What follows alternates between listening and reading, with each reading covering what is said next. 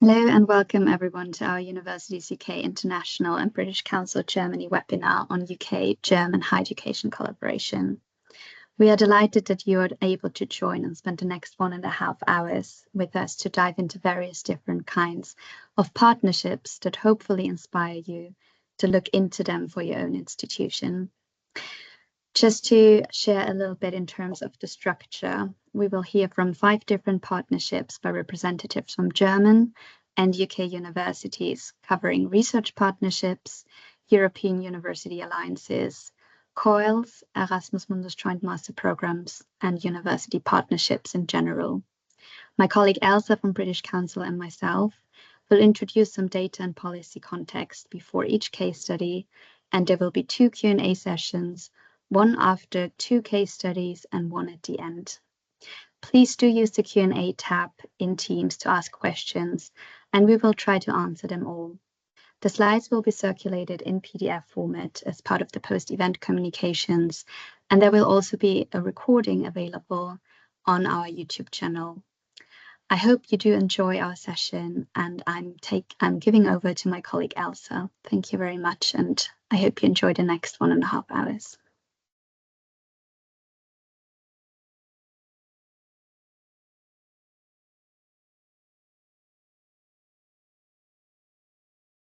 Sorry, yeah, delighted to be here, and thank you very much to the colleagues at Universities UK for also helping out with the webinar and coming together to do this joint webinar. Just before I hand over to the first case study, Andrea and Tim from the University of Birmingham, I thought it was really important for us to talk about the size of the non-university research sector in Germany, particularly for those UK colleagues joining us today. So you can see there that from the Rectors' Conference, there are 122 universities and 201 universities of applied sciences in Germany. Those are the state-recognised higher education institutions. And then you can see a list of some of the non-university research institutes. I've put in brackets the number of centres, research centres and institutes that they have. Some do have a couple, but single digits based abroad. So most of these research institutes are based in and around Germany. It's also a good idea, just for the size of the sector, to talk quickly about the size of the budgets. So the Max Planck Society in 2023 had 2.1 billion euros budget. The Helmholtz had 5.96 billion euros. The Leibniz Association had 2.2 billion euros. The Fraunhofer Institutes had 3.4 billion euros. And those, Fraunhofer is very much also has third-party contracts and cooperates a lot with industry. And then there's a large number of what they're called federal research institutes. One example of which is the Robert Koch Institute, which is for infectious diseases and pandemic preparedness. So everyone in Germany during the pandemic knew what the Robert Koch Institute was. But that's just the overview, because a lot of research and research funding is also happening outside of the university sector in Germany. And that's where I'd like to hand over to Andrea to talk about Birmingham's experience of working in such a partnership.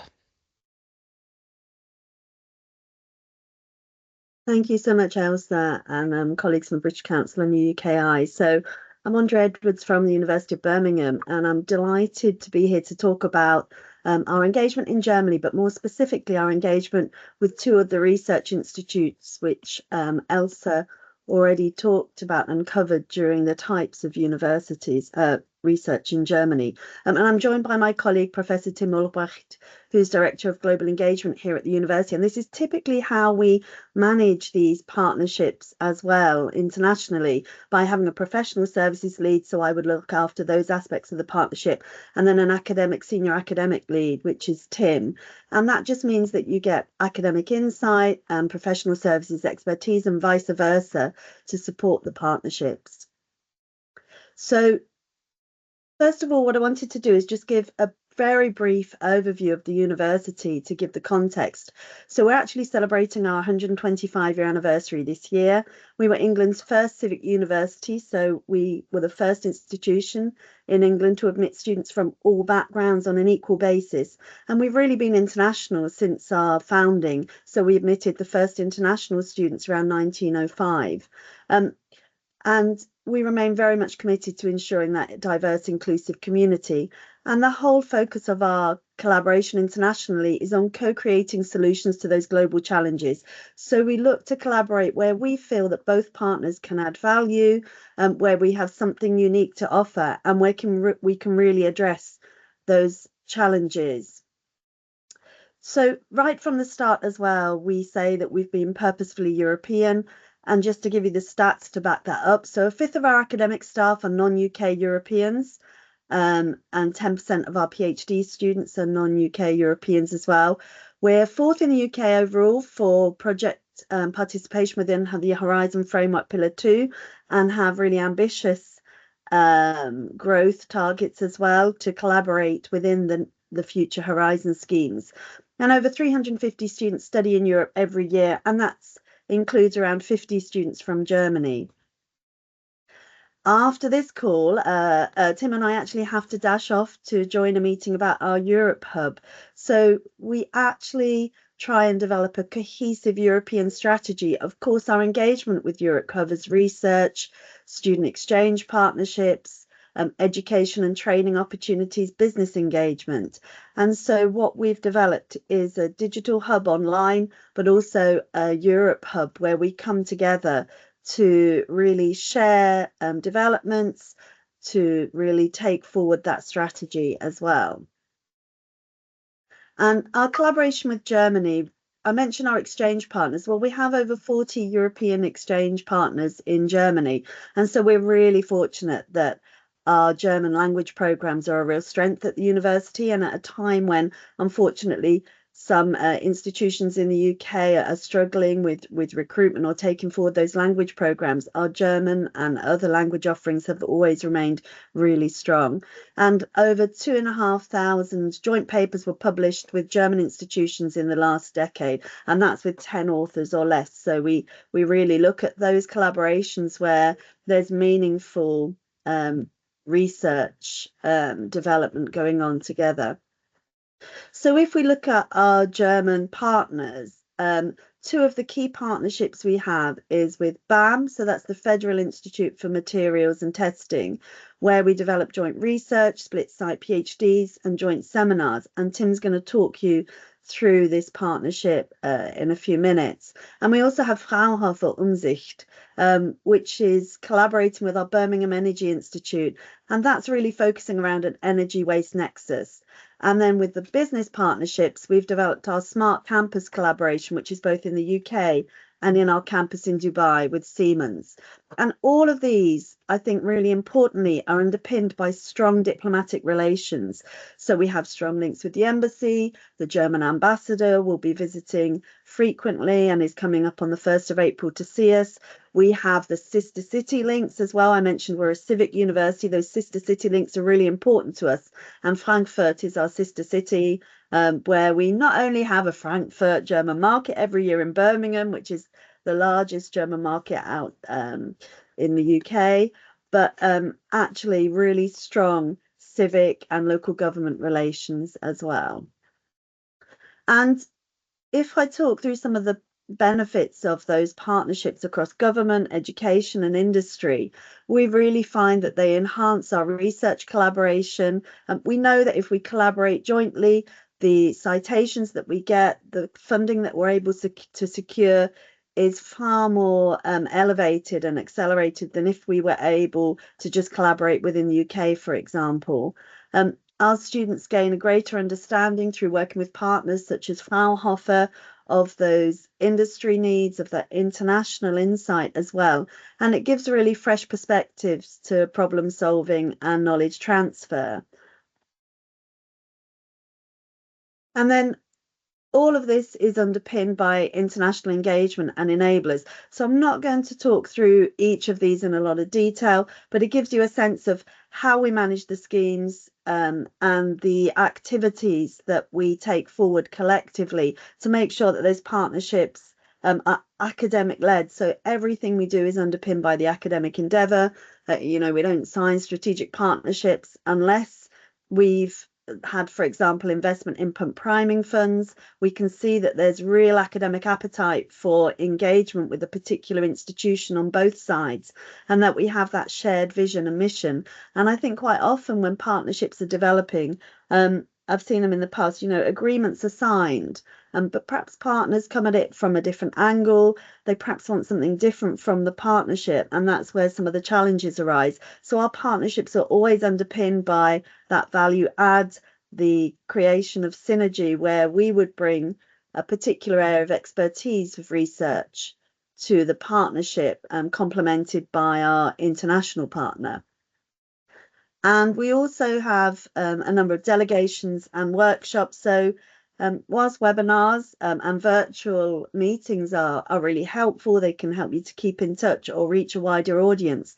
That face-to-face delegations and workshops are really important. Often they say those conversations around the sidelines really help to take things forward, spark new ideas. And often I know with these international partnerships, they say the magic happens around the side. So when you build those relationships, when you have those face-to-face discussions. And the other thing I should mention as well, and I know some of it is being talked about later, we're also part of a number of European networks to help support research and education links. And we have both U21 and within Europe, we have our Uniwell Wellbeing Network, which Cologne is part of as well. So all of these international enablers help us to engage our academic community, engage our professional services colleagues, make sure that there's that strategic oversight, and really helps to take these research partnerships forward. I'm going to hand over to Tim now to really talk through those two partnerships with Fraunhofer and BAM, and I know some of our colleagues are on the call today from our partners as well. And Tim will talk you through in detail how they work and give you an insight into the kind of lessons learned from those. So over to Tim. Yes, thank you, Andrea. So the first example we're going to talk about is our partnership with Fraunhofer Umsicht. So as Andrea said, this initially came out of our Birmingham Energy Institute and it's been set up, I think, about 8 years ago. Initially starting off sort of at the energy and waste nexus, but has now been broadened significantly to look also at carbon capture, utilization, renewable energy, heat storage, critical elements and materials, and also polymers and plastic recycling. It's been funded through different sources, including Research England, and is kind of centered around what we call Tyseley Energy Park. And Tyseley Energy Park is sort of a part of a developmental zone in East Birmingham, where we, for example, have a hydrogen filling station for our bus fleet. We've got a robotic setting up a robotic disassembly line for battery recycling. So it's very much sort of the higher TRL levels that we are exploring there. And there's also a sister site at Umsicht. So there's lots of sort of joint interest there. People exchange, including students and staff, joint research projects, and so on. I'm mindful of the time. I'm just jumping into the next example with the Federal Institute for Materials Research and Testing, or BAM, as the German acronym goes. A collaboration that we've set up at about the same time, 2018. We've seen significant interest across the university to work with our friends at BAM. We've got 4, or shall I say 5 thematic areas now. One on chemistry and materials, on energy, additive manufacturing, life and environmental sciences, as well as buried infrastructure and civil engineering. And so that's really, it's got quite a breadth that involves not just engineering and physical sciences, but also life and environmental sciences and other parts of the university. we've got some, well, a certain number of publications that came out of these joint works. We've got, as it says here, 10 externally funded projects. We also use that as a platform to facilitate student exchange. So there's FU Berlin, so Free University of Berlin, which is one of our important undergraduate and mobility partners. We have a joint split-side PhD program with BAM, which I think we now have 12 students on the program with this year's intake. And there's also been joint webinars and seminar programs, for example, around forever chemicals. And it's an interesting partner also because as a non-higher education institution, as I said, it's a federal research lab. There's a sort of a different perspective. There are different complementarities, I think, in terms of that collaboration, and that continues to grow as we go along. So I think I will, bearing in mind the time, I will stop here, and perhaps if there are questions, we've got the Q&A session later.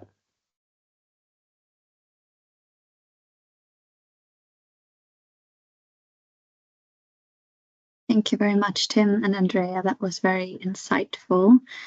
And I'm gonna now talk a little bit about the European University Alliances, which are also a partnership model that we thought is very interesting to introduce to you.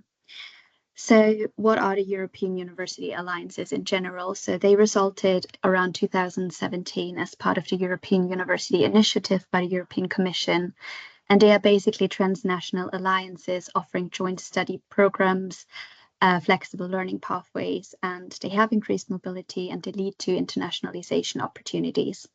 I just want to flag a very recent report with you. I've linked it to the slides. It's from January this year, so it's very hot off the press, and it has some key stats, it has some policy context, and they also interviewed a lot of universities that are part of the alliances, and they describe their opportunities and challenges. So it's maybe worthwhile to have a look into that after the presentation. In general, there are around 65 alliances now in 45 countries, involving over 570 higher education institutions. So it expanded quite quickly all across Europe. There are 67 German universities part of the alliances, so very strong representation. And in contrast, we are having around 16 UK universities as of 2024 involved in the European University Alliances. However, we have to flag that there are some hurdles, and that's also why I said around 16. And that's because there is a map by the European Education Area at the website of the European Commission, and the UK universities that are part of the alliances basically don't show on this map because it's seemingly subjected to Erasmus Plus funding, and UK is currently not associated to Erasmus Plus. So that's why we don't know for sure how many UK universities are involved, and we try to basically change that to make it more visible for us as a policy and membership organization, but also for researchers and for different kind of stakeholders interested in the alliances. So we have a better understanding of the UK involvement and also what this means for the future of the European University initiatives. Now I have the pleasure to hand over to one of my colleagues from the University of Warwick, to Dr. Stephen Sones, who's going to talk about a very successful European University Alliance with UK representation, which is Utopia. So I'm handing over to you, Stephen.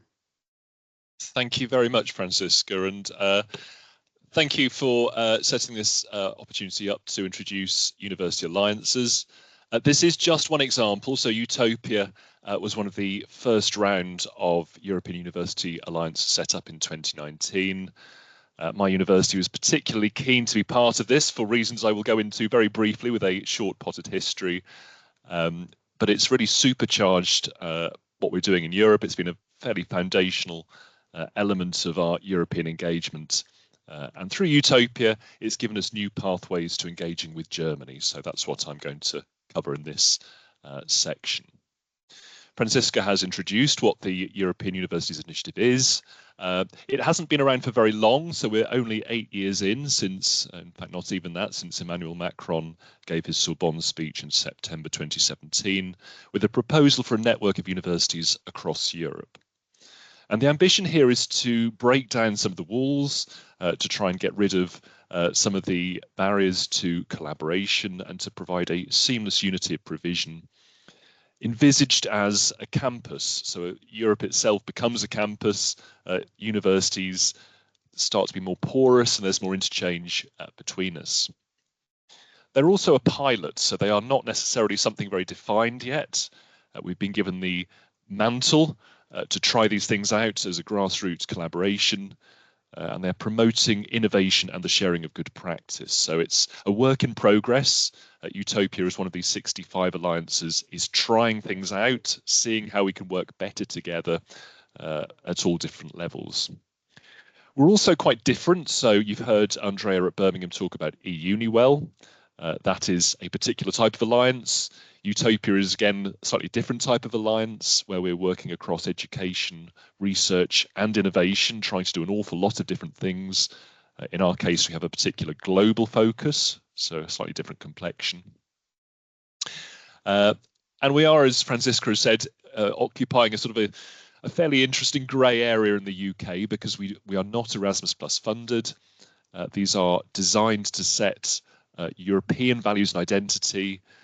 So we are an associated partner technically, even though we were a founding member back in 2019. So we're trying to find our role within these alliances as a UK university. But it is a stimulus for European HE competitiveness, and we in the UK want to benefit from this set of connections across Europe. Warwick has got, in our 60-year history now, a long-standing connection with Europe, and that's partly why we were so keen to get involved so early on.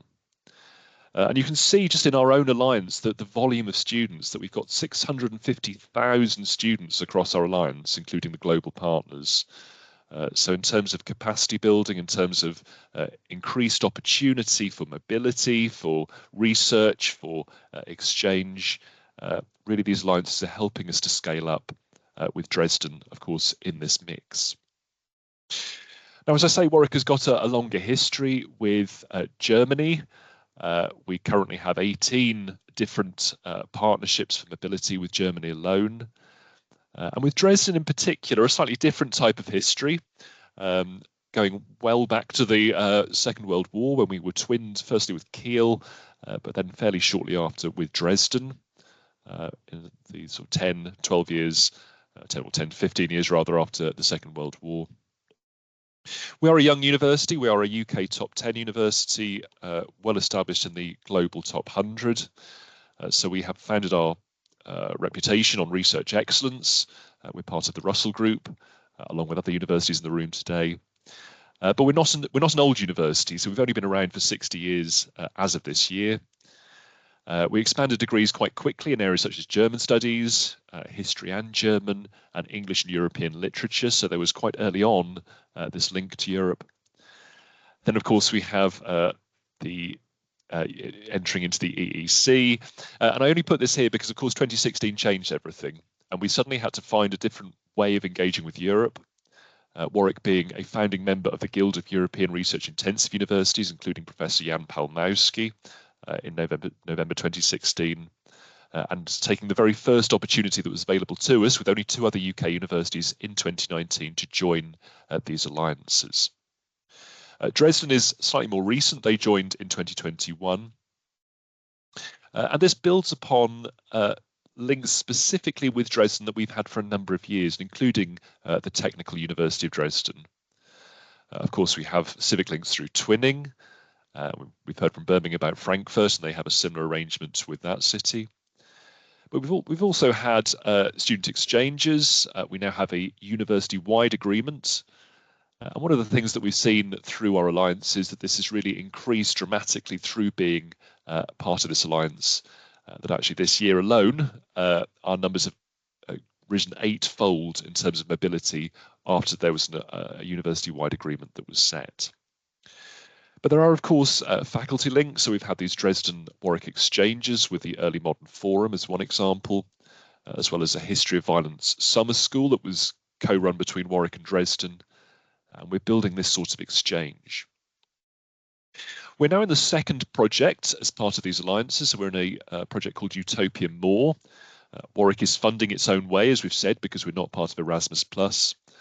But we are taking advantage of this bigger global campus opportunity with that particular complexion that we have, not just including Europe, with Germany, of course, at its centre, but these 6 global partners that span all continents. So we're seeing this real connectivity, this international connectivity, and I think that's where the UK and Warwick in particular can come in, because we have these international connections beyond Europe as well as within Europe. We're now working on strategy, so educationally, research and innovation. So these are starting to form. As I say, it's a pilot, but we are now starting to work on the structures that are going to underpin how this Europe-wide campus is going to operate on a more sustainable and long-term footing. And then just very briefly, I'm aware we don't have too much time, I'm going to talk about just some examples of how we're working together. So this is, for example, Dresden's own Utopia Week that was held in December 2023.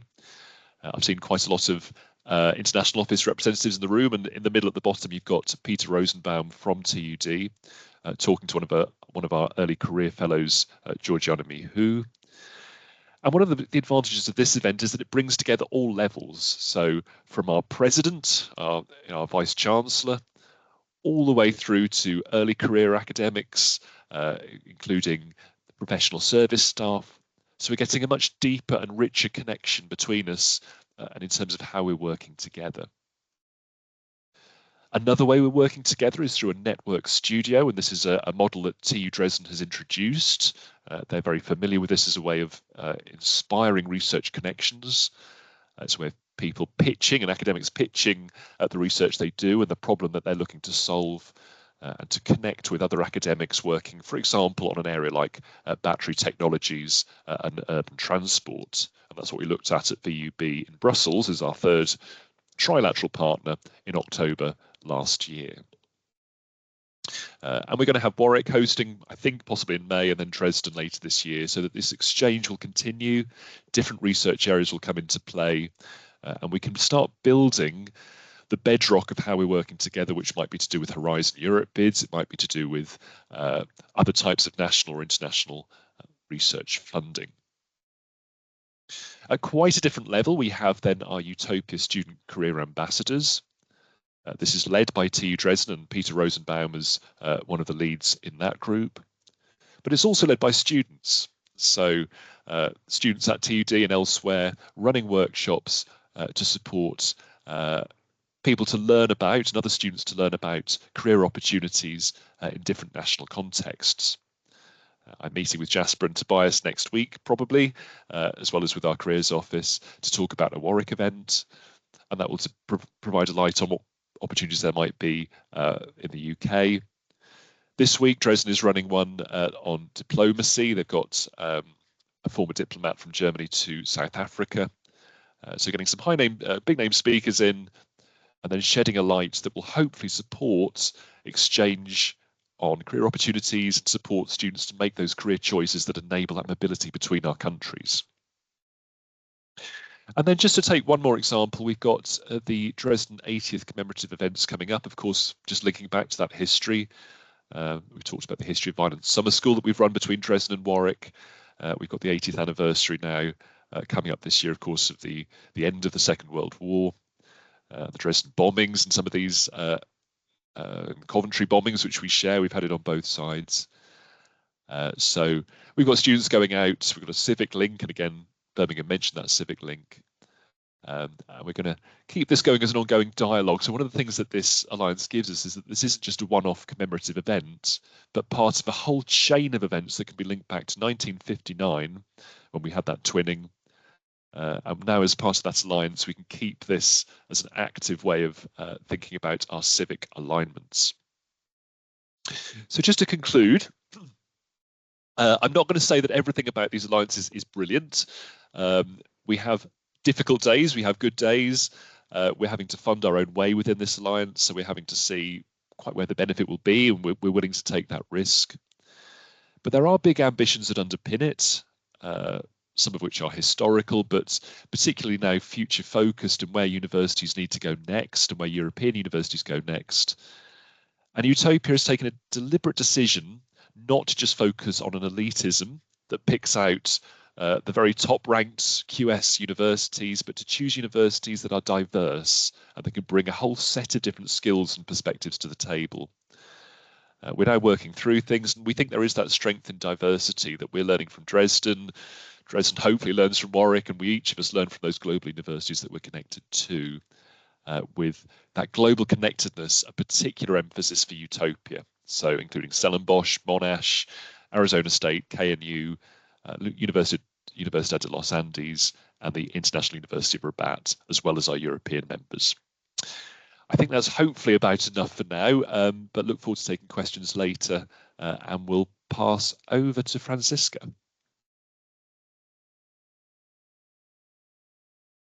Thank you so much, Stephen. That was brilliant.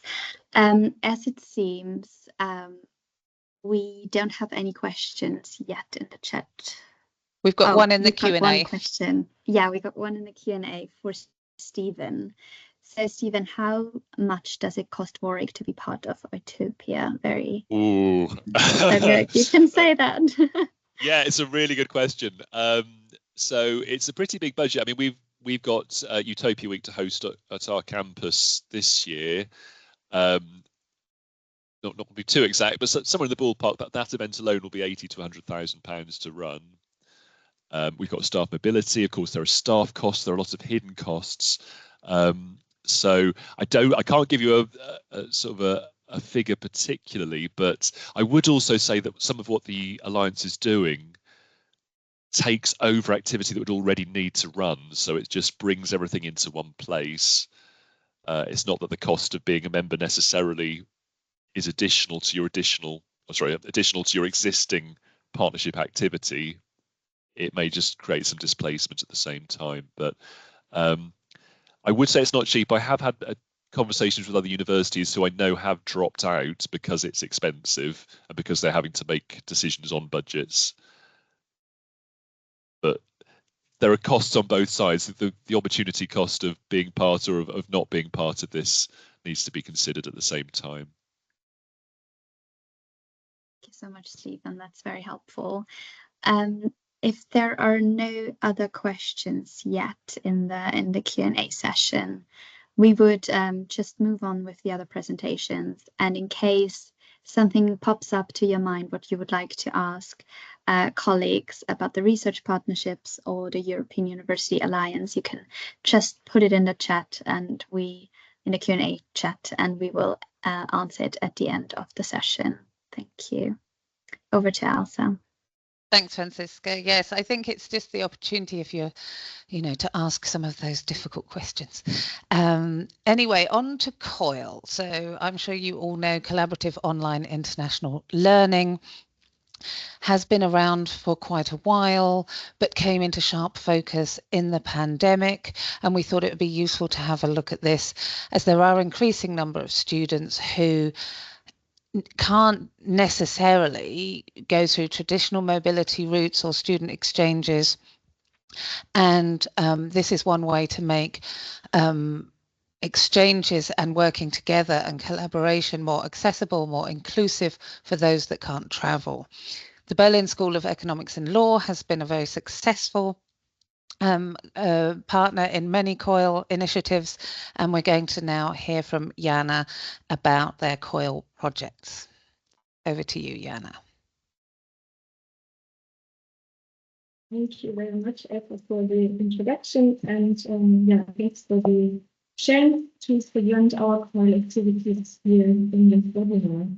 I am working at Berlin School of Economics and Law in the International Office, and I'm coordinating our COIL for All project, which is called the third-party standards. Just a quick overview of our university. We are a university of applied sciences with over 12,000 students in 58 degree programs in a wide range of disciplines such as business and economics, law, administrative science as well as computer and engineering science in the corporate studies department. And at KWR Berlin, one very important focus is internationalization with over 170 international partner universities, more than 1,000 annual exchanges, 13 double degree programs, and 5 English speaking and 12 English speaking master programs, as well as summer and winter schools that are organized here. And of course, for instance, my topic, virtual exchange projects. Before I come to some of the examples of what we are doing in the field of COIL, let me take you on a short journey throughout our virtual exchange COIL experience here at KWR Berlin. It all started in 2017, so long before COVID happened and before the whole topic of virtual exchange really blew up. First experience then with a US partner university in one COIL project, and ever since then we were trying different formats in various projects. That led us to different funded projects that you can see here. And at the end of the road, let's say like that, or the continuous road, we see our 2 current projects, which is our BCOIL project. This is a joint university project of 9 Berlin universities funded by Jana, sorry to interrupt you, but people are having a bit of an issue hearing you. If you could move closer to your microphone. Yeah. Or that would be good. Thanks.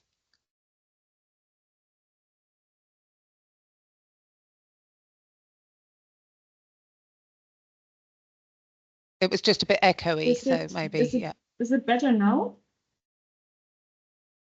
Yes. I can hear you, yeah. Okay, so I will try it without the headphones. Sorry for that. So I'm not sure how much you heard. Sorry for the technical issues, but as you can see, currently we are running 2 different projects here with the main focus on COIL, our BCOIL joint project by Berlin universities, and our COIL for All project that is third-party funded by the German Academic Exchange Service. A little bit more about that in a second. So what have we accomplished so far? As you can see here, I've put together a few numbers.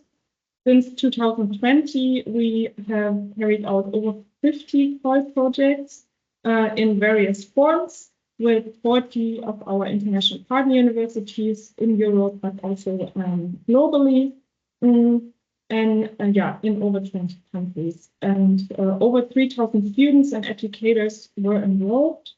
So that shows that we reached quite a number of students, as I said it in my introduction, that we might have not reached or that we would not have been able to give international experiences to if it would be just for the classic exchange mobilities with physical traveling.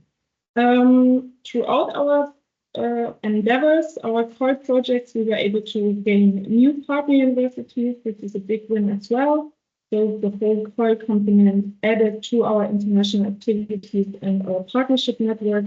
And many of the projects that have been carried out once are now being repeated again. So I will leave this just here. Most of you probably have heard of COIL. What is COIL? Collaborative online international learning that explains itself a bit. So at least 2 partners come together, carry out virtually a project together where students have to work on a problem or a solution on a task together in the international context. And it doesn't have to only contain the field of study they are in. It can be interdisciplinary, but also the process itself of working together in global teams is part of the COIL project. For us, we don't have a clear definition on the length of COIL. We see it as the beauty that a coil can have different forms, it can be of different length, and can be adjusted to courses very individually. Nevertheless, usually a coil consists of these 4 elements, 4 phases. It starts with team building activities, establishing trust for the further collaboration of the students. In the second phase, topics would be discussed, teams would be formed, and some background would be given to the students, and who would be working together in the third phase. And in the fourth phase, it's all about presenting results and reflecting on their learning experience. So far for numbers and theory, let me now show you some examples of what we have been doing in the field of coils here. As I mentioned, a coil can look very different. There's not one coil how it's done in one way. The first one I'm showing you here is a very, let's say, classic coil. It was implemented in a regular course here at HWR Berlin, and it was carried out over the time frame of 3 weeks, including synchronous and asynchronous activities. The lectures from both sides, this partner university here is the University of Albany in the US. They have agreed on a meeting platform. Usually when 2 universities are not using the same platform, such as Teams or Zoom or whatever, they agree on one platform, and then one party would be the inviting partner, so that all students can work together on that platform. Here we had synchronous elements such as the kickoff and icebreaker activities, lectures, we're giving presentations, and some guest speakers, and asynchronous elements were students created posters and uploaded them on an online whiteboard, so it was accessible for everybody, and working on case studies and writing the training paper. Usually you see it here, the grading happens separately, so each partner grades their student according to their grading system, right? That takes away a lot of organizational challenges. Here, students receive their 5 ECTS for their course, and the coil was just one part of the whole grade, just one element of evaluation. And in the second example with the University of Coventry, a university that has a lot of coil experience, to my knowledge, this is one example where the coil only takes place in 1 day.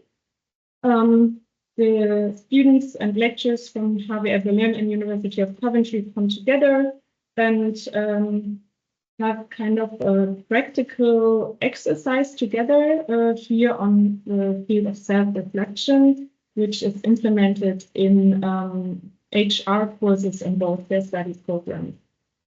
As well, we have icebreaker sessions, we have guest speakers, we have self-reflection tasks, and students in asynchronous way would write a short paper on it, and it's part of their course at their respective universities. In this case, I wanted to mention that, of course, it is possible to have kind of these practical exercises, not as a coil and just with your students, but doing it as a coil with an international partner adds so much value to it. That's at least what we have as feedback from the students. They have to widen their horizon. They see a different, broader perspective in the exchange with the students from UK. And of course, the students from Berlin were able to practice their English skills, which they're sometimes a little, not so confident about. One more example. I'm not sure you can hear me well. I see it's a little second time, but yeah. So one more example with the University of Liverpool. This is a coil that we have conducted as well as only online.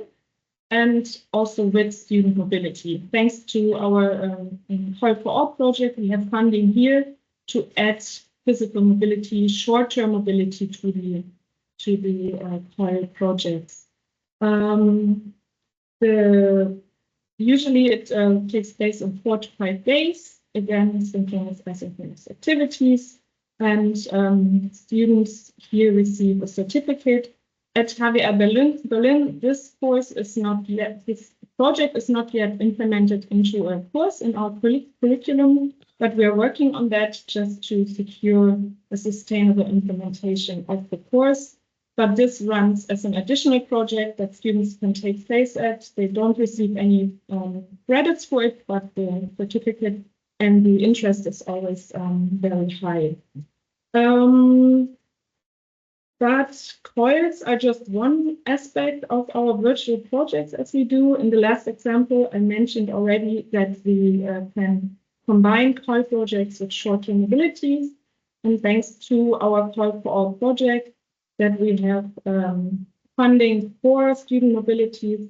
We have had 4 COIL or blended mobility projects in the past winter semester with universities in Serbia, Greece, France, and in the UK. And although the COIL works without the physical mobility, this added such a nice value to it that students were able to meet in person, either for the kickoff or for the presentation of their results in person. One more aspect is our summer and winter school programs. They are also blended learning programs with a virtual reading period and then followed by 2 weeks on campus in Berlin. This is a nice opportunity to participate in such an activity despite different academic calendars.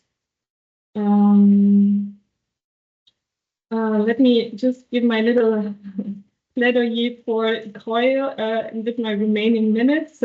Why should we all do COIL?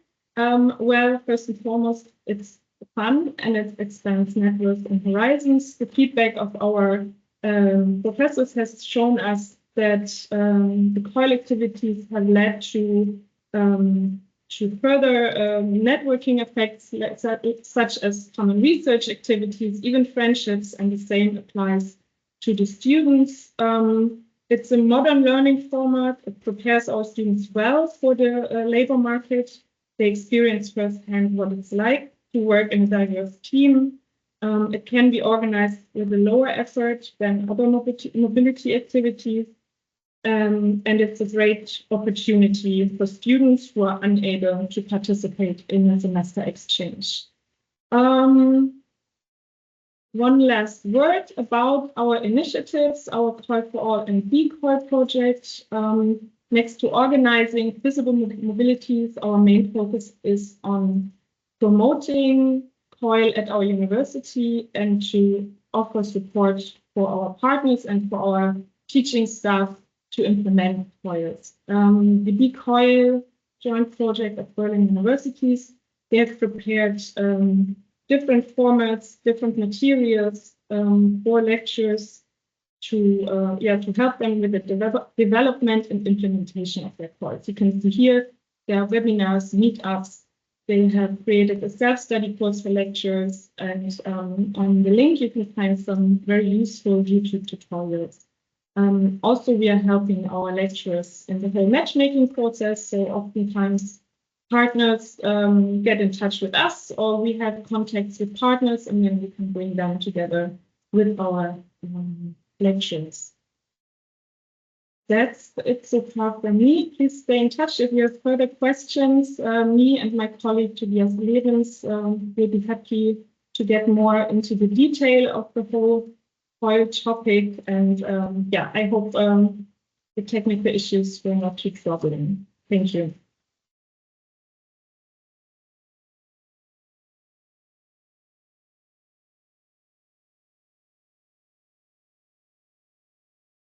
Sorry, now I had technical issues. My mouse did not work anymore. Thank you so much, Jana. That has been really inspiring and it hasn't been troubling at all. And we could hear you very well at the end. So thank you for your presentation. I'm now talking about Erasmus Mundus Joint Master Programs. So that's another module that we just want to bring to you, and to dive a little bit into that aspect as well. Erasmus Mundus Joint Master Programs are transnational master's degrees, which involve at least 3 participating universities from at least 3 countries. The applications go via calls. So at the moment, there's one open with a deadline for 30th of February. I'm really aware.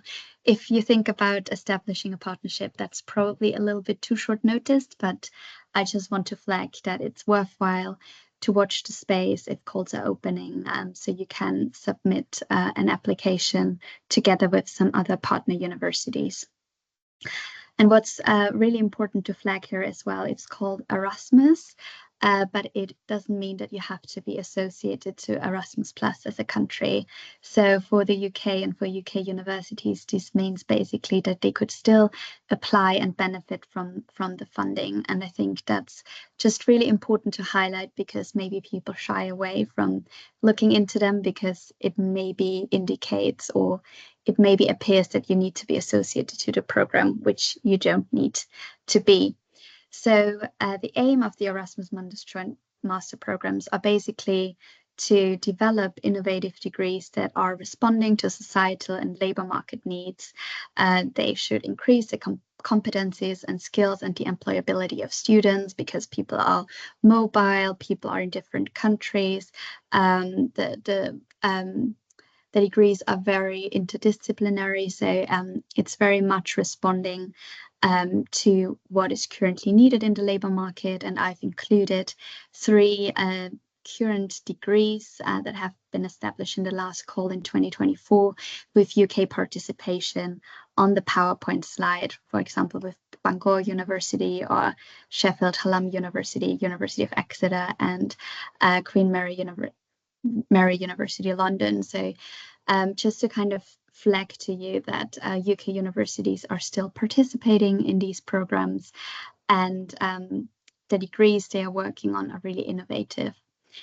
And what is important to highlight is that there are grants not just covering the institutional side, which of course is of main interest maybe to you, but they are also providing scholarships for students. So they provide generous monthly grants, sometimes up to 1,400 euros a month.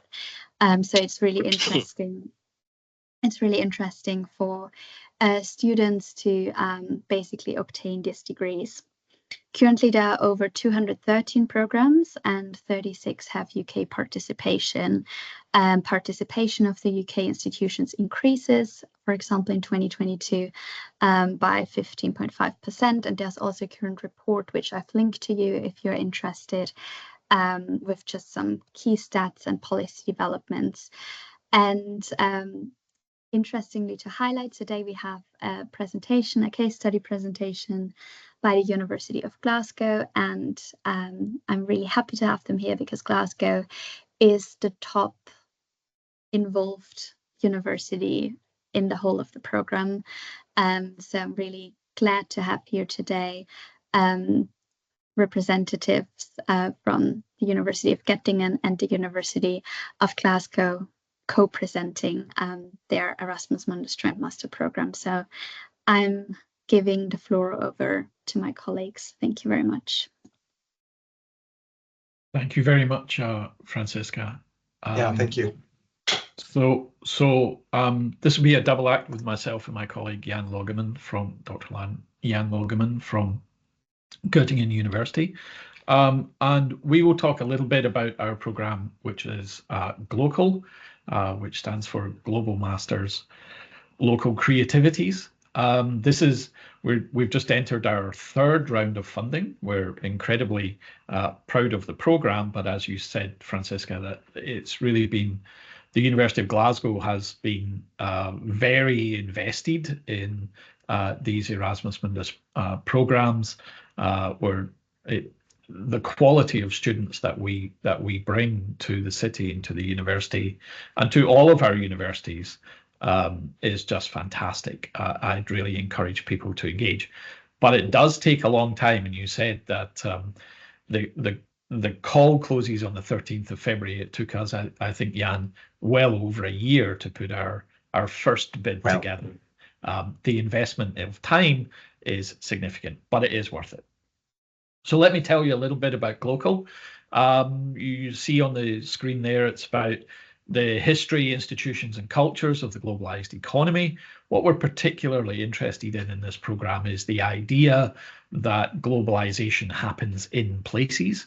And so how do individual places respond to globalization and global imperatives in a capitalist economy? So that's the fundamental basis of what we do. The first Glocal project from 2017 to 2020, the University of Glasgow was the lead program, the lead university. We did this jointly with the University of Barcelona, Erasmus University Rotterdam, and the University of Göttingen. Central to this process, and Jan will say a little bit more about that towards the end of our presentation today. But from 2017, and we started talking about this, I think in 2014 or 2015 possibly, and we we thought about how we could put a program together that is interdisciplinary but is built on the intersection of a lot of the things that we're interested in. So that was the first round of our program, and the second round then, 3 years later, what the European agency, the funding body, is interested in is expansion. So we thought, well, let's go outside Europe and let's expand. So we went to Colombia, to Universidad de los Andes. We went to Japan, to Kyoto University, and we went north to Sweden, to Uppsala University. And so the second iteration of Glocal had those 7 universities within it. So again, just to point out, it's a European program.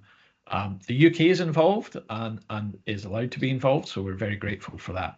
And also then it's a global program and has been opened up consistently over time to allow global institutions to participate. So Glocal 3, we just received last year our 3rd round of funding, we're very happy about. And it's the 7 universities that I previously mentioned in Glocal 2 are still there. But this time we thought about we needed something representation from the former East Europe. So Gdansk University of Technology has joined us, not as a full partner with students spending time studying there, but as a summer school partner. So each year now, we will have a summer school in Gdansk. We had our first one there last summer in August, and that went very well. Students really loved being there, and the university was very helpful. So that's us. We're now a consortium of 8 institutions. We have, across those 8 institutions, 9 study tracks. So the complexity of management and organization is significant. But I talk about this, but every time we get together and we think about, shall we bid again? Shall we do it again? We're very clear it is worth it. It's absolutely worth the investment of time and energy into making this work. So in particular, you can see the kind of labels that we give each of our study tracks. Students spend time at 3 institutions, and Göttingen participates in 3 of those 9 study tracks. So track B there, global markets and development. Track F, global political economy. And this is the expansion that we did in our latest bid. Instead of everyone starting in Glasgow, we turned the mobilities around slightly. And so we have students now starting track H in Rotterdam, then Uppsala, then Glasgow, and track I, Göttingen first, then Barcelona, then Glasgow. So we're bringing students back to Glasgow, and so students in their 2nd year on that track will be here in Glasgow at the same time as students in the subsequent year are starting. So we've kind of had some design issues in there. And for all of the tracks, we bring all the students together for the summer school in Gdansk, and we'll be doing that each year as we go forward. So, you know, Göttingen has been central to our design. It's been central to our collaboration and participation and to our consortium. The collaboration has worked over a number of years, but I think this is the point I'll hand over to Jan to say something in particular about the collaboration between the two universities. Jan. Yeah. Thank you. Yeah, indeed, I think this program has offered a number of ways in which Göttingen and Glasgow, among the other universities, have been able to collaborate on different levels. One is there's been quite a great deal of kind of faculty and research collaboration, which is not the main focus of Erasmus Mundus programs, but because we're all part of a very tightly knit group of people coming mainly out of the business history community. We could leverage Glocal to really, have joint colloquia, PhD workshops here in Göttingen. We had it in Glasgow just in the fall, and so there's a rich network of faculty collaboration that comes out of it. Then, of course, students' connections have grown through this. Duncan generously says Göttingen has been very popular with applicants, and it's true, our tracks worked well, and you can see this reflected in the applications. But of course, Glasgow similarly has been very, very attractive with students, and you see it in the new track I, where students actually will end up in Glasgow. And you see here the numbers of applications are really, really significant for this new track as well. And we're really happy, as I think most of our continental partners, that Glasgow is part of this. The connection with UK University helps us on a number of levels. On the one hand, because of the organizational capacity, Glasgow has this tremendous experience with Erasmus Mundus that none of us had before. And also because it helps us attract students globally, right? There is, I think, a greater visibility of UK universities often, from which we benefit as well. But also there is kind of this local level on which Glocal works for us. We are able to integrate stakeholders here from the Southern Lower Saxony community, companies like Volkswagen, there's internships programs, and Sartorius that we collaborate with at summer schools. Otto Bock is a producer here in the area for medical equipment, but also institutions like the Lower Saxony Foundation involved in regional development here that students meet up with, that we've kind of had as partners also for forums like the Scotland Lower Saxony Joint Forum. So there's been kind of a lot of exchange on that level as well. Can you change the slides, Duncan? Yeah. Yeah. One really important aspect for us is cross-institutional teaching.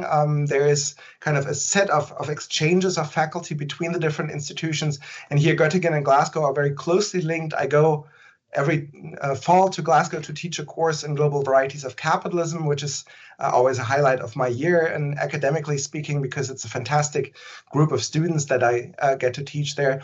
And the course really benefits from this international collaboration, because it's about how different varieties of capitalism function, both in Europe and beyond globally, and so having it in these different places, and now with faculty not just from Britain and Germany, but also from Kyoto and Los Andes, we've really been able to kind of bring this home to students to kind of think about this type of global varieties of capitalism really in a setting that is hugely facilitative to this.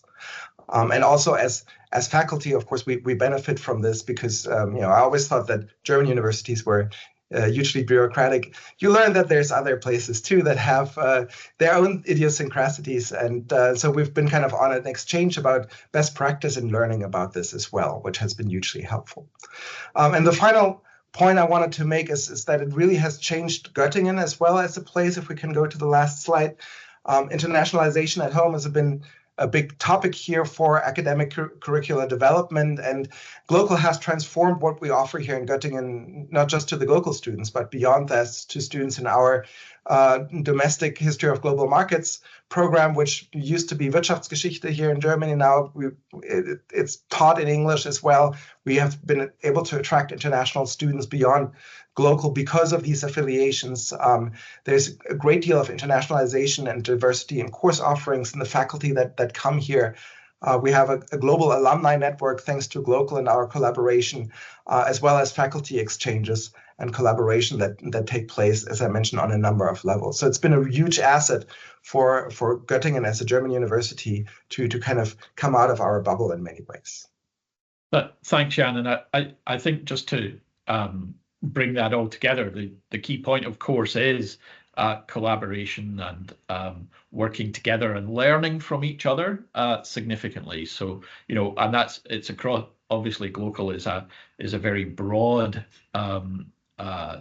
program. It's a very broad consortium, but I think, you know, we've all learned from each other, and the German collaboration in there has been fantastic, and we've all benefited very considerably from it. So yeah, so I think I'll stop there and hand back to you, Franziska, if that's okay. It's me now. So thanks, Duncan. Thanks, Jan. Sorry. I hope you'll stick around, as there are a couple of questions which we'll come to in the Q&A on Erasmus Mundus.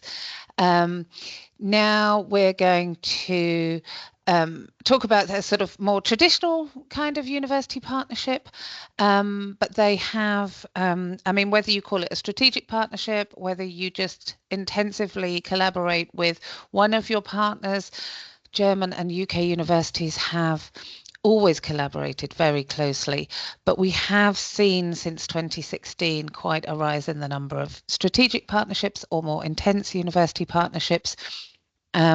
There's no sort of complete list, but we do note them down whenever we come across them. And we have a great example here now, and I would like to hand over to Professor Phil Stevens from Cardiff University to talk about his example. Great, thank you very much. I hope you can all hear me. Thanks for this opportunity to tell you about our partnership with the University of Bremen. Can you see the first slide? Not yet, you mean, yes, now, okay. Yes. Right, fine. Yeah, so my name is Phil Stevens. I'm one of the international deans at Cardiff University, and I'll spend the next sort of 10 minutes or so telling you about our partnership with Bremen. Just as an introduction about to Cardiff University, established in 1883, traditional university with modern outlook, but we're quite a large university, about 34,000 students. About 6,500 are international from about 140 different countries. And we've got three main colleges: arts, humanities and social sciences, but also physical sciences and engineering and biomedical and life sciences. And so we have lots of courses, and some of them are ranked really well. But we're always interested in trying to link some of these aspects of the university up with different partnerships. And in terms of the University of Bremen, founded in 1971, so a bit younger than us, in the northwest of Germany, a bit less students than us, about 20,000, but they're a member of the Young European Research University Network, so that was quite interesting to us. They're classified as a University of Excellence. They have a cluster of excellence around marine science, which was also of interest to us. They got slightly less international students, but they're still very much an internationally outward-looking university. So in terms of the partnership, how did it actually come about? Well, there was actually quite a bit of activity in our physical sciences and engineering college with Bremen already, and a little bit in arts, humanities and social sciences, not so much in biomedical and life sciences. So there was already that connection between the two universities. But it also helped that our previous Vice-Chancellor and the former rector of Bremen were actually really good friends. So they'd often talk to each other about linking up and working together. And hence, in March 2019, the Bremen-Cardiff Alliance was first signed, and it then became one of our partners in 2020.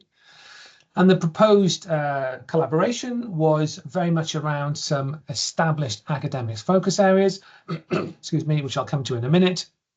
There was a dedicated collaborative fund, which I'll describe, but it was also very much about supporting student mobility, which was very important to both universities. So in terms of the focus areas, in the arts, humanities and social sciences space, it was very much around literary, social, historical studies, media and communication studies. We've got a well-established School of Journalism here in Cardiff in Wales, which links with the BBC here in Wales.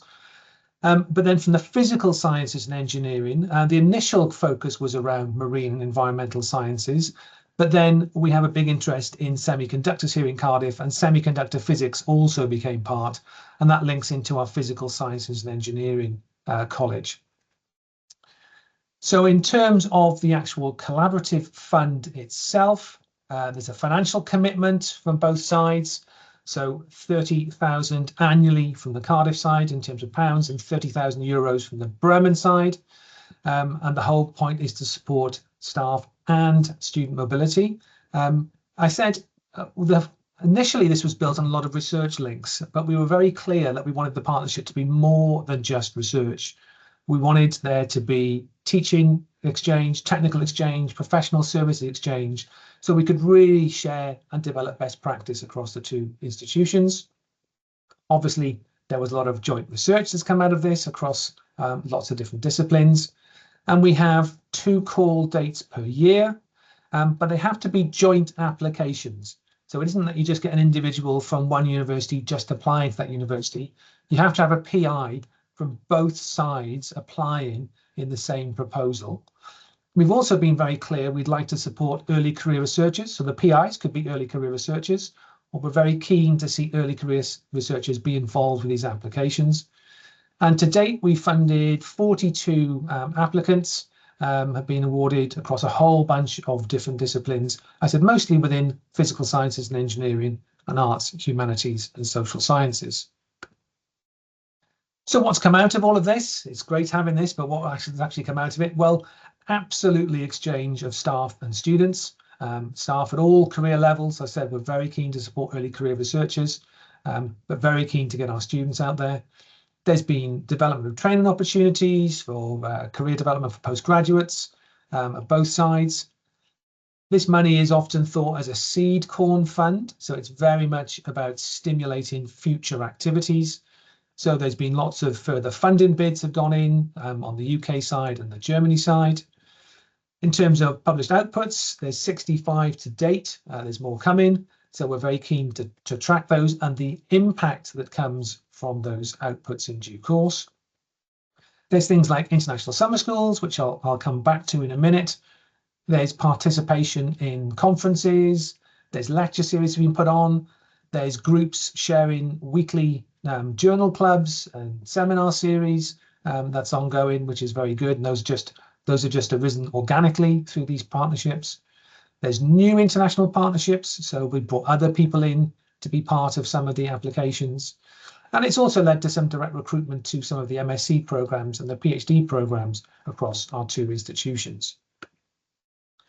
I mentioned student mobility, which was at the heart of this really, which was giving students the opportunity to move between the 2 organisations. So we have a whole bunch of student mobility agreements in place, about 27 at the moment, across arts, humanities and sciences. And we've benefited from Erasmus funding, not so much on the UK side, but more on the Germany side, of course. And key in all of this has been our Global Opportunities Group here in Cardiff that have been involved in some of the recruitment fairs and focus fairs that have been going on between the 2 institutions. And the mobility has been really quite a mix, from individual summer schools to full academic year placements, to semester placements, and then to PhD research placements, which vary from months up to, in some cases, nearly half a year. So it's been really successful in terms of student mobility. Now, I mentioned the summer schools. I'll just quickly go through a couple of those. We run a joint summer school in sustainability and entrepreneurship, which is really about giving students the opportunity to give them a problem that the university is facing and get them to try and produce a business solution. So each year a new topic's chosen. We've done biodiversity, and it maps to the overall sustainability theme that we want to see as part of this. So it normally involves about 20 students from each institution. The first week is virtual, so sort of getting to know people, and there's online training and seminars. But then the second week is actually being together on campus, and it alternates between Cardiff and Bremen. Participants are placed into groups, they're given a task, they get support, there's internal and external experts that come in, there's training, as I said, and the whole idea, it's a bit like this idea of a dragon's den, where you get the groups to pitch at the end to then take questions, some critique of what they've suggested, but hopefully then some of these go on and get developed further. And there's another summer school that we run, was an actual summer school we run called Praxis. This involves about 60 of international students from the 2 universities, again, working in multidisciplinary teams on real life business projects. It involves a whole bunch of companies that come in, there's marketing support, there's finance, sustainability support, there's training from academic training, there's support in terms of market research, data analysis, to really try and put a big package together. And again, then it's about pitching this at the end, and some of these go on and develop into further bigger proposals. And finally, just to think about future collaborations, further collaborations that have come from this. It's not just about the things we set out to achieve. There's a whole bunch of other things that end up popping out of these collaborations. It's been really nice actually to see the development of a collaboration with the School of Welsh here in Cardiff with Bremen, very much around minority language and how that's supported and developed as we go forward. But the Welsh Government had a Wales in Germany event in 2021. We were heavily involved in that in terms of some webinars that were carried out, but also in terms of more cultural events that we're involved in. Wales has a big custom of song and poetry, and so we were able to supply some things for that. But it's more wider things as well. It's supporting each other in some of the activities that we're involved with. Bremen's involved in terms of entrepreneurship and the Startup Factory. We're very keen to support that through our BBC International here at Cardiff. But also, Bremen's just put in for the latest DFG Excellent Initiative round. We've been helping them develop those and peer review those. So what's nice from these collaborations, it's not, as I said, not just the formula that you set out to achieve. It's the other things that spin out and develop, which is so good. And that's, of course, very much down to the personalities and the individuals that are involved. And with that, I'll say thank you very much for listening and happy to take any questions. Thank you. I think we'll look at the questions now, but thanks very much for that. Interesting to see how that's developed since 2019. I think we'll take the, we're perfectly on time, so we'll take the questions on COIL and then on Erasmus Mundus, and then we'll take the final one from Professor Victor Chang, which is a more broad scope, and maybe many of the speakers can answer that one. So on COIL, Jana, are there any geographical limits on who can take part in COIL, and can more than 2 partners work together? Definitely there can be more partners involved. It should be the minimum of 2, of course, but you can bring in different partners from different fields, so I see no limitation there. Bearing in mind that with more partners involved, there's, I would say, a bigger organizational issue or bigger organizational aspects to think of, especially when it comes to geographical restrictions, which I also don't see. That's the beauty of COIL. You can work together with everybody from everywhere.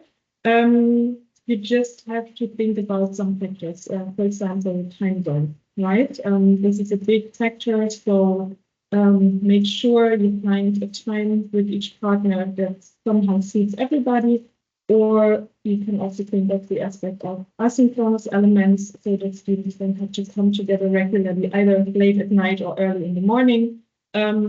That would work out. And in some regions, you have to consider how's the access to power, to the internet, to technical equipment. But after sorting all of these questions out, the sky is the limit, I would say. Thank you. And then maybe, Duncan, I see you're still there, maybe Jan is too, about Erasmus Mundus. There's a few questions there. Is there a portal for matchmaking? Is it every year at the same time? Will there be another call? Well, you've obviously just done one, but probably next year then. Yeah, there. As far as I'm aware, there are annual calls, obviously dependent on EU budgets, which none of us can guess about. And yes, the middle of February is usually when that call is. But I said before, it did take us more than a year to put the consortium together, and it's an EU program, so it's a very lengthy and demanding application form with lots of details and so on. So it takes a while. In terms of the question on matchmaking, I'm not aware of a portal for matchmaking. And what I would say is that, the reason that our program works as well as it does, and I think one of the reasons for the successful kind of 3 rounds of funding we've had, is that this has grown organically from the bottom up. We, as Jan said when we were talking earlier, this was a group of people who knew each other, through our academic networks and our academic interests, and our teaching interests. And when we were expanding, we used our own networks and our own connections. So I would say it's really important and very helpful, in fact, to do that and to get together with colleagues that and to work with them. And I think even we sort of say, well, university, and we're all members of different kind of European university alliances and networks and so on, and we can think a little bit about that, but actually if it doesn't work, it's better to rely on personal networks, is my view. I don't know if Jan, obviously I would very much underline that very point, right? That is crucial to have this kind of network that includes the trust in the colleagues, that what they're doing, and that they will, because it's a huge commitment to get into a process like this. And so I've seen Erasmus Mundus here at the university where people were looking just purely on the basis of institutional affiliation, and that proves difficult. I think it is really helpful to have already a kind of a working relationship with faculty, and the faculty connections are core in this. Yeah, so I think the message is people now have time to work out for next year's round who they want to work with, and that, yes, it's looking at who you already have either successful collaborations with, or the connections that you're really going to be able to make it work. Yeah, absolutely. Yeah, because to construct a reasonable program, and one of the things that's really required is a sense of jointness, and that you're doing things together, not in 2 parts, or 3 or 7 or however many parts. You have to show you're doing it together, and that is about your shared intellectual interests, which we all develop as academics through publications and writing and going to conferences and so on. Yeah. And then Natalia had said she was a little confused. I think Francisca covered this in her short introduction, that there are Erasmus programs where non-associated countries, so the UK, can still participate, or for example in Erasmus Plus with the mobility, German universities can use Erasmus Plus funding up to 20% to send students to non-associated countries. So I think that's the thing. If you're unclear about which ones you can or can't do, then I would do some research. Someone in partnerships at your university will know. Otherwise, ask Francisca or myself, and I think we will make sure that in the PDF version our email addresses are there, so if anyone is lost or needing to find a partner, or wants pointing in the right direction of where the UK can still take part in certain Erasmus programs, then we're happy to help, very happy to help. And then I think the last question was from Professor Victor Chang, really quite broad. I'd like to ask about research project funding, mobility, research partnership funding with German universities. In some ways, how long is a piece of string? Because there are so many opportunities, and I think that's one, whether it's joint DFG, German Research Council, funding opportunities with certain research councils in the UK. There are many opportunities. There's obviously Horizon that the UK has associated to. There's quite a few sort of seed funding initiatives as well from organisations. Even the British Council Germany has one for bilateral Germany-UK cooperation to work on one of these bigger bids. But I would say, you know, it's impossible to answer one deadline because there are so many different calls, and I think it's something that we've definitely looked at, is trying to collect a lot of the opportunities that are out there. So there's an annual UK Germany Cultural Commission that has been revived, where a lot of government departments take part in it, and other organisations, and the British Council there has a bit of a secretariat role. And in the higher education and research working group, we talked about the many opportunities there are for German and UK institutions, and wider. Obviously some need, you know, a third country, or it's, you know, you're having a whole consortium involved. It's maybe talking about how we collect that and really, you know, make use of it and share it widely with all the universities so yes, we will certainly share our email addresses, and I would say that you can ask individual questions, or if you're needing to find a partner. Yes, and British Academy. So there's a lot going on. Royal Society has things with the Alexander von Humboldt Foundation. So, you know, there's a lot going on. So that's not an easy one to answer. But I would say I think there we are. Well, just about at the end, and perfect timing. I can't see another question unless I've missed something. Franziska? Yes, I think there is a question on the research partnership for Birmingham. That was in the chat function, not in the Q&A function. So there's been a lot of stuff happening in the chat, which is very pleasant. Francisco, it wasn't my comment, was it? It might have been that I put a comment there to support what Elsa said about the really diverse funding opportunities. So although ours come through those systematic calls and sector-to-sector calls, Horizon, UKRI and others, there's really is such a huge range of funding opportunities. So I look back from 2018, 93 million, and it covers Templeton, European Space Agency, Humboldt-Zentrum Berlin, BASF. So I think it's about working really closely with your academics, with your funding, with your partners, and your research funding offices in the university to make sure that, you know, you're aware of those calls, or you can give the support to the academics when they come up. Yeah, that's really helpful. That's very helpful.